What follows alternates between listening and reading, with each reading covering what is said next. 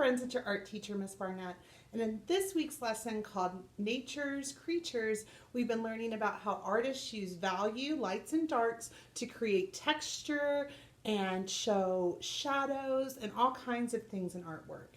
So what we're going to do today is I'm going to teach you how to monoprint at home, and it's one of my personal favorite types of art making to do.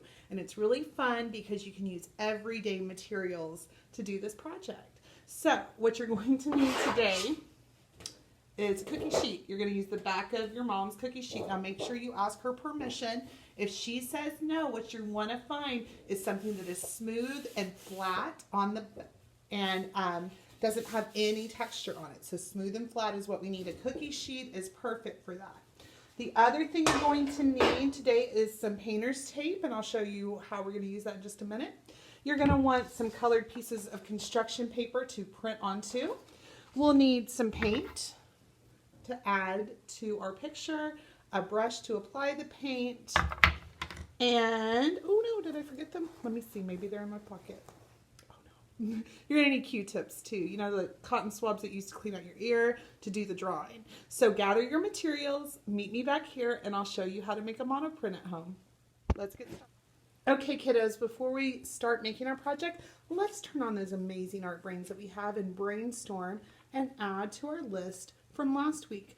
The animals that we're going to add now are animals that can make an expression, like a person, not like a person, but animals do show their feelings through their faces and have texture on their bodies. So let's see, adding to my list, maybe I could add dogs. How about cats? And monkeys? Go ahead and take a couple minutes, add these to your list, and come up with some of your own. And when you've done that, meet me back here and I'll show you how to create a monoprint. Here we go, guys. All right, kiddos, I have my cookie sheet flipped to the back. I'm going to use my paper here as a measure because we want our finished picture to be a little bit smaller than the construction paper. So I'm going to take my manila tape here and I'm going to pull off a piece that's as wide as the cookie sheet, and I'm very carefully moving my paper out of the way. Do you see how I placed it down? And I saw, okay, that's coming up a little bit further than the edge of the paper, and then I'm very carefully making sure I don't leave any air under there. Going to apply the tape. Now I can slide my paper back down and go, okay, I'm going to need some tape about here as well. I'm going to move my paper out of the way because I don't actually want to tape the paper down. There we go. And our paper is a little bit shorter than the sides, so I can just come along here.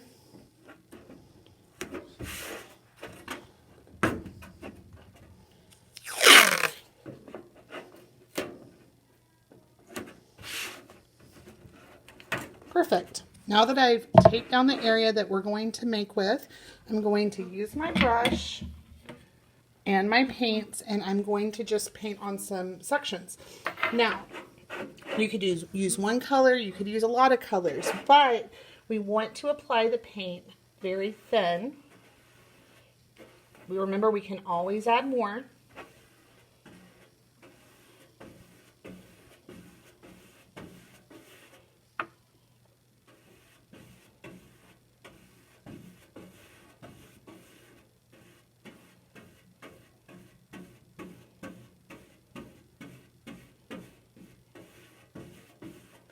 Okay, let's try a different color.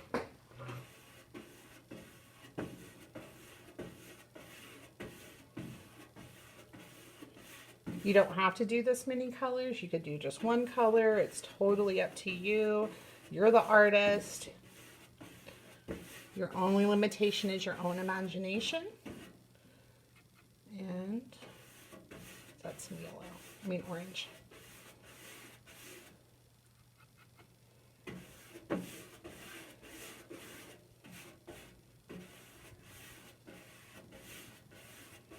All right, so I've got, let me add a little bit more right here. I've got my paint applied, and before we go too much further, we're going to pick an animal, and we're going to use one of our Q-tips.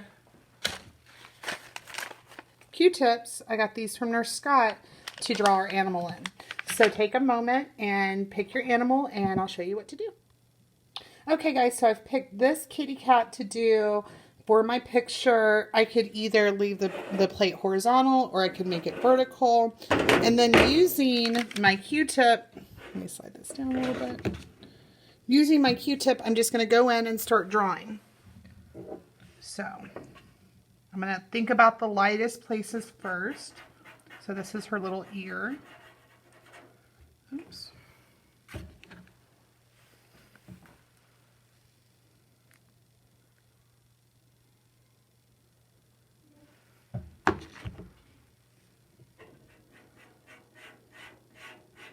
And she's got this like texture in her ears of her little fur. And then she's got some fur up here. If your Q-tip gets too dirty, you can just reach in and get a clean one.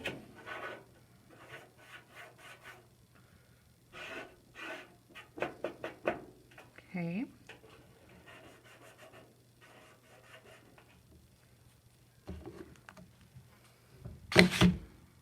Let's do this little white part. She's got these little white parts around her eyes.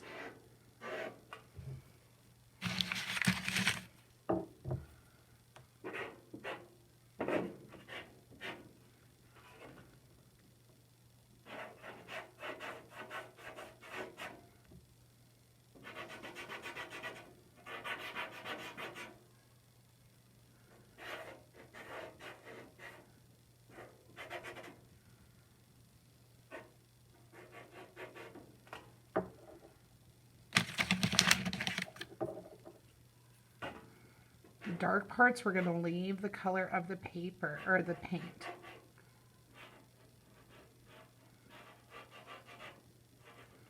Okay. Let's work on her little nose down here, where the little white spots are on her nose.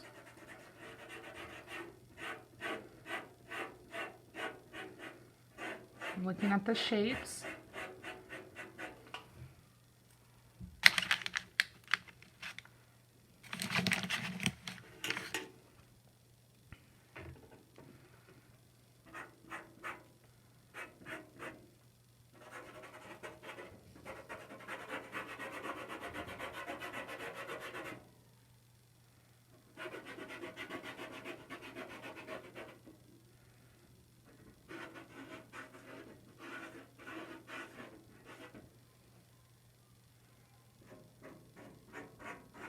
Putting the texture of her fur in.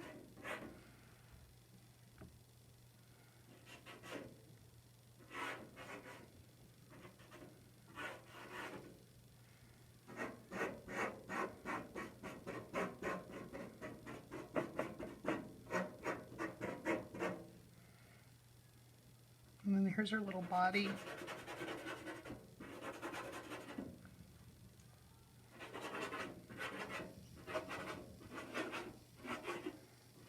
Now we want to work fast because look, guess what? This paint's starting to dry and we don't want that. You could also think about their limbs and their tails and their feet, how they add different expressions. So now what I'm going to do is I'm going to take this piece of paper. I'm going to very carefully lay it down. Then I'm going to use the heel of my hand or my palm and just press.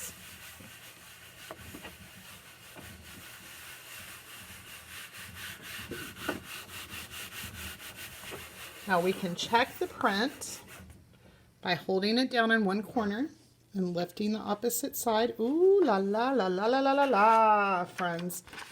I kind of love it. Here's my animal expression. Now we could try to pull a ghost print here. Let's see what happens. Let's get a different color. Let's do some yellow. Let me find a yellow paper. Okay, kiddos, now we're going to make something called a ghost print, which is just the second print of a mono print without restarting. It's better to use a light colored paper because this is going to be a very light colored print. Same thing as before. Press, press, press with your hand.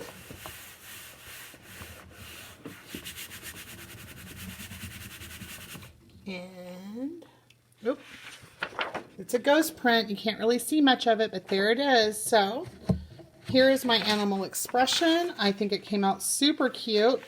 I want to see what you can do with these today. Try your best. Don't stress. Forget the rest. If you need help, don't forget you can always email me at school or on Schoology. I'm here to help you guys.